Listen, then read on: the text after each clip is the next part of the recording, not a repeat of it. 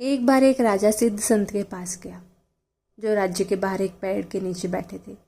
राजा ने पूछा कि हे स्वामी, क्या कोई औषधि है जो अमरता दे सके? कृपा मुझे बताएं।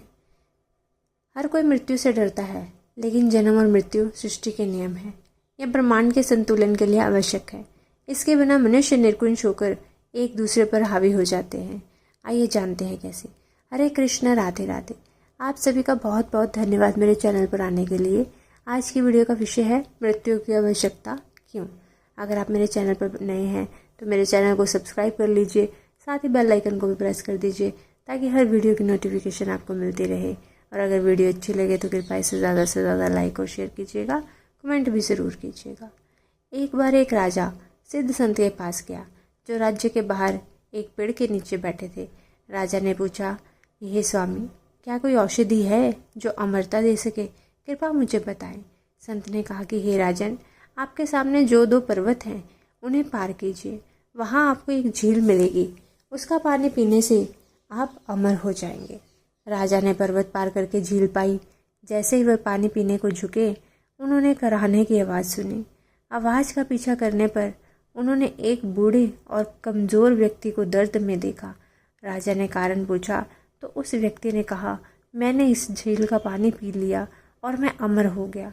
जब मेरी उम्र 100 साल की हुई तो मेरे बेटे ने मुझे घर से निकाल दिया। मैं 50 साल से यहाँ पड़ा हूँ बिना किसी देखभाल के। मेरा बेटा मर चुका है और मेरे पोते अब बूढ़े हो चुके हैं। मैंने खाना पीना बंद कर दिया है, फिर भी जीवित हूँ। राजा ने सोचा कि बुढ़ापे के साथ अमरता का क्या फ़ायदा, अगर मैं अमरता के साथ यौवन भी प्राप्त कर सकूँ तो। राजा वापस संत के पास गए और समाधान पूछा, कृपया मुझे अमरता के साथ यौवन प्राप्त करने का भी उपाय बताएं। संत ने कहा कि झील पार करने के बाद आपको एक और पर्वत मिलेगा, उसे पार करिए, तब एक पेड़ मिलेगा जिस पर पीले फल लगे होंगे। उन फलों में से एक खा लीजिए और आपको अमरता के साथ यौवन भी मिल जाएगा। राजा ने दूसरा पर्वत पार किया और एक पेड़ देखा जिस पर पीले फल लगे थे।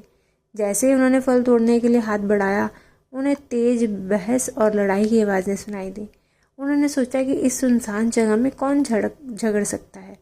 राजा ने 4 जवान आदमियों को ऊंची आवाज़ में झगड़ते देखा। राजा ने पूछा कि तुम लोग क्यों झगड़ रहे हो?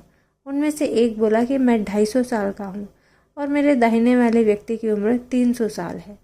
वह मुझे मेरी संपत्ति का हिस्सा नहीं दे रहा।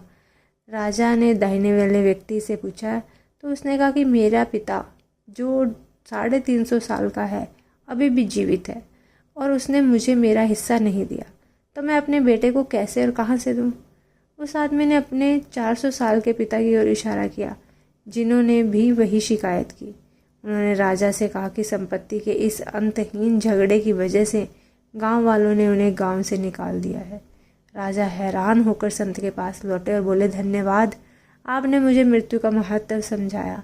संत ने कहा, मृत्यु के कारण ही इस संसार में प्रेम है। मृत्यु के बारे में चिंता करने के बजाय हर दिन और हर पल को खुशी से जियो। खुद को बदलो, दुनिया बदल जाएगी। जब आप स्नान करते समय भगवान का नाम लेते हैं तो वह पवित्र स्नान बन जाता है। जब आप खाना खाते समय भगवान का नाम लेते हैं तो वह भोजन प्रसाद बन जाता है। जब आप चलते समय भगवान का नाम लेते हैं तो वह तीर्थ यात्रा बन जाती है। जब आप खाना पकाते समय भगवान का नाम लेते हैं तो वह भोजन दिव्य बन जाता है। जब आप सोने से पहले भगवान का नाम लेते हैं तो वह ध्यानमय नींद बन जाती है। और जब आप काम करते समय नाम लेते हैं तो वह भक्ति बन जाती है। जब आप घर में नाम लेते हैं तो वह घर मंदिर बन जाता है। अगर वीडियो अच्छी लगे तो कृपया इसे लाइक और शेयर कीजिएगा, कमेंट कीजिएगा। मिलती हूँ अपनी अगली वीडियो के साथ, तब तक के लिए सभी को हरे कृष्णा, राधे राधे।